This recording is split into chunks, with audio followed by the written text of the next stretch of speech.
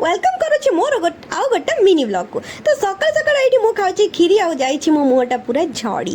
Actually Kheri खाई मो मुहटा सुखी जाता मैंने मो पेटा भरलानी। सो मु भाविली कि आउ किछि खाइबा से गोटे जुगाड़ लगेली। एक्चुअली एबे चलछि आंबो सीजन आ इंस्टाग्राम रे वायरल चलछि आंबो और टमाटर गोटे चटनी। सो मु भी भाविली कहीं ना मु कहीं ट्राई न करी। सो मु भी भाविली टिके ट्राई करदबा आ रुटी सहित खाइबा देखिबा केमती लागुछि। बाकी मु आंबो आउ ए रसुण टमाटो कंचा लंका एगुड़ा को आनिक करथिले भल थिला चटनीटा किछि खराब नथिला। आ तापर एठी देखंतु हमर सुकाइतिला बिरी तो आमे समस्त पळे आस्तिलु एठी की आ एठी जो मो भाईटा देखुचंदी पागलटा नो भल पिलाटा दुष्ट पिलाटा बाकी भल पाठ पढे दुष्ट पिला माने भल पाठ पढंती।